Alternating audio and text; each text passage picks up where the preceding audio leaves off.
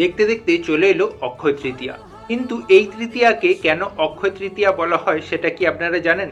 চলুন জেনে নেওয়া যাক। অক্ষয় তৃতীয়া সাধারণ কোনো দিন নয়। তার কারণ হিসেবে বলা হয় অক্ষয় তৃতীয়ার দিন ভগবান শ্রী বিষ্ণুর একজন পরম অবতার শ্রী শ্রী পরশুরাম দেবের জন্ম এই অক্ষয় তৃতীয়ার দিন হয়েছিল। আবার অক্ষয় তৃতীয়ার দিনই ভগীরথের হাত ধরে মা গঙ্গা স্বর্গ থেকে মর্তে আগমন করেছিলেন। অক্ষয় তৃতীয়ার দিন ধনসম্পদের দেবতা কুবের দেব তার হারানো ধনসম্পদ আবার ফিরে পান।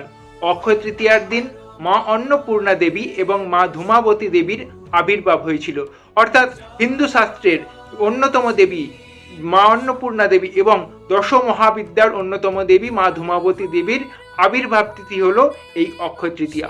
অক্ষয় তৃতীয়ার দিন চার ধামের মধ্যে বিখ্যাত দুই ধাম কেদারনাথ এবং বদ্রীনাথের দরজা 6 মাস পর আবার খুলে দেওয়া হয়। অর্থাৎ এই দিন থেকেই কেদারনাথ এবং বদ্রীনাথে আবার পুণ্যার্থীরা তাদের আরাধ্য দেবতাকে দর্শন করতে যান।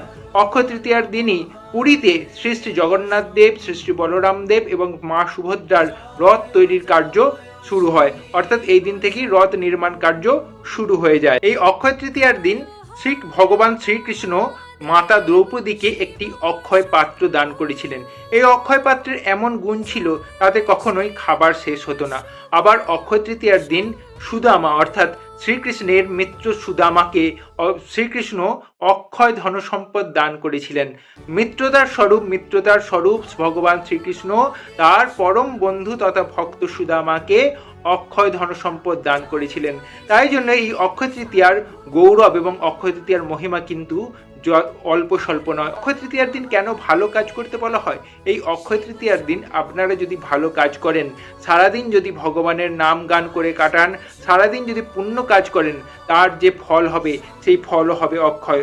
অপরদিকে অক্ষয় তৃতীয়ার দিন খারাপ কাজ করলে, খারাপ জিনিস দেখলে, খারাপ জিনিস বললে, খারাপ জিনিস শুনলে তার যে ফল হবে সেটাও হবে অক্ষয়, অর্থাৎ তার কোনো ক্ষয় হবে না।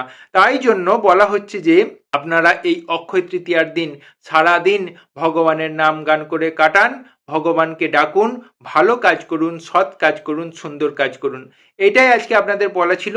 অক্ষয় তৃতীয়ার এই ভিডিও কেমন লাগলো সেটা অতি অবশ্যই কমেন্ট বক্সে কমেন্ট করে জানাবেন। আর এই ধরনের ভিডিও ভালো লাগলে চ্যানেলটা ফলো এবং সাবস্ক্রাইব করতে একদম ভুলবেন না।